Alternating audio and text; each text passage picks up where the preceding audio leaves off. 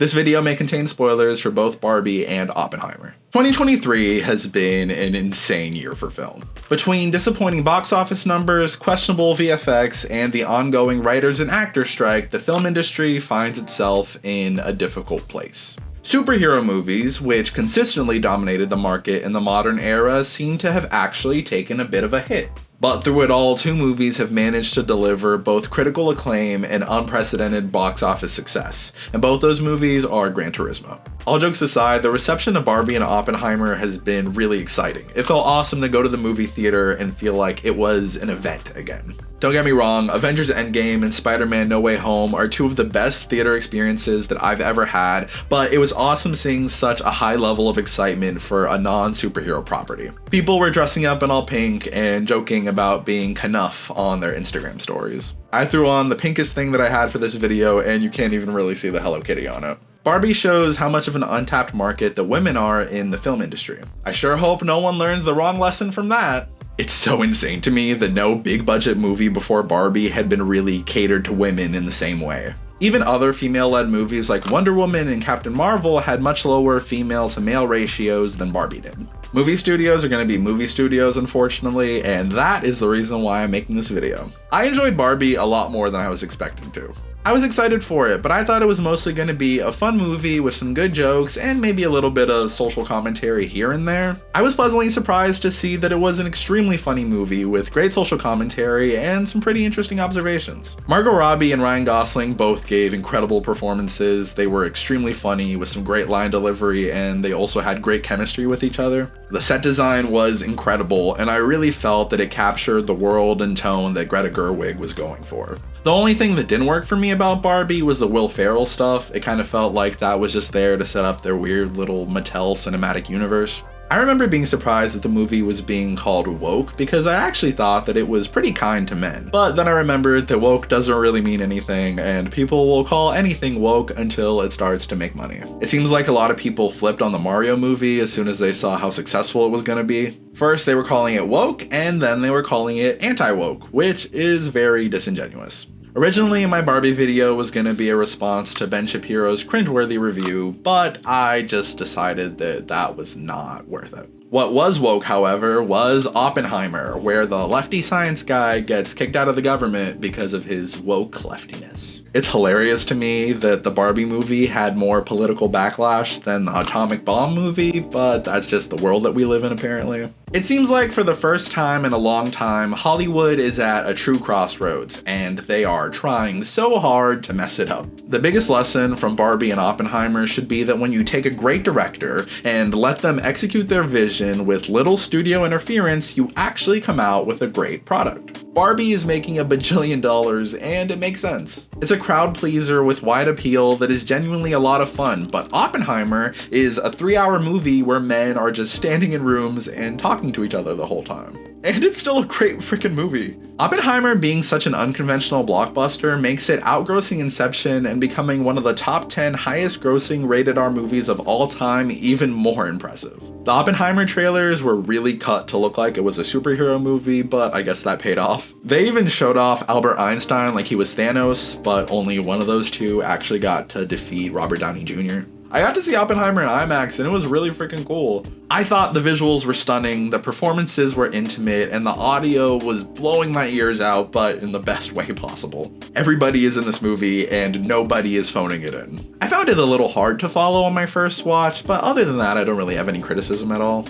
It is a very dense subject. The fact that both of these movies are doing great and that they've really contributed to each other's financial success is amazing.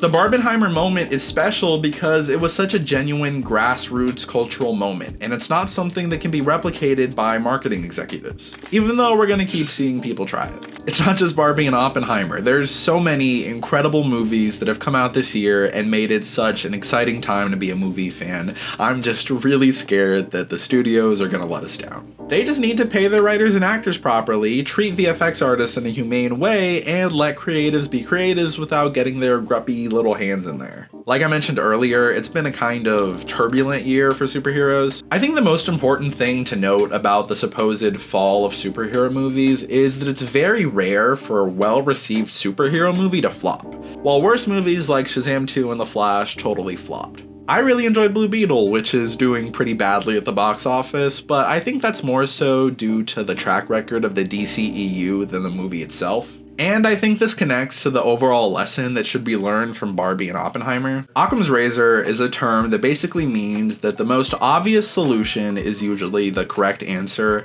and I think that really applies in this case. The Barbenheimer lesson is that if a movie is good and it has good marketing, people are probably gonna show up to see it. Yes, there are a lot of good movies that fail, but good word of mouth can do a lot to change the financial path of a movie. Elemental looked like it was gonna be a box office bomb, but ended up making more money by the end of its run than Across the Spider-Verse did. The movie industry is still trying to come back from the COVID-19 pandemic while figuring out how to balance theatrical releases with the growing popularity of streaming services. It seems like the turnover from movie theater to streaming service is getting shorter and shorter, which incentivizes people against actually going out to see movies. With all these forces combined and the ongoing writers and actor strike, I'm inclined to believe that a change is actually going to happen. But the cynic in me also knows that Hollywood is going to resist it as strong as it can for as long as it can. While disheartening, it really doesn't stop the fact that change is inevitable. Barbenheimer succeeded because it was fun. It was an event that got people excited and talking about a movie in a way that I haven't seen in a really long time. Even after Barbie's been out for so long, I saw a group of people last week dressed up in all pink walking into the movie theater. Sorry for the interruption, but I wanted to say thank you so much for 1,000 subscribers. Originally in this video, I was gonna have a segment where I was gonna be like, hey guys, please help me reach 1,000 subscribers. But look, we did it first without me having to ask, which is freaking awesome. Like 100 new people subscribed in the last week out of nowhere, which was crazy. And that just helped us get to that goal a lot faster. So I wanted to say thank you from the bottom of my heart for all the support. I also wanted to say that I'm launching an official Patreon. Working on this channel has been a dream come true, and if you enjoy the content and you would like to help me produce more of it, this would be an awesome way to support me. Once again, thank you so much for watching and enjoy the rest of the video. I really like Barbie, but I really hope that it doesn't get a sequel. It honestly felt like a really complete story that didn't need any follow-up. I feel like Margot Robbie's Barbie had a pretty definite and satisfying conclusion at the end of the film, so I wouldn't want them to bring her back. I guess they could choose one of the other Barbies, but I don't really think people would like that. I feel like the most likely scenario is a Ken spinoff, which could be enjoyable, but it does kind of rub me the wrong way that this super successful movie about women would have a spinoff that just focused on the male character.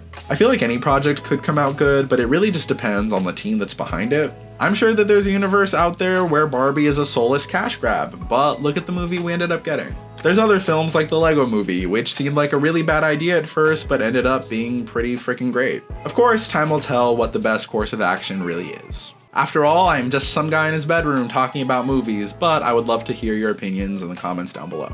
Let me know which one you enjoyed more, Barbie or Oppenheimer. I feel like that's comparing apples and oranges, but if you had to pick one, which one would it be? Thanks for watching, my name is Andre, and I'll see you next week.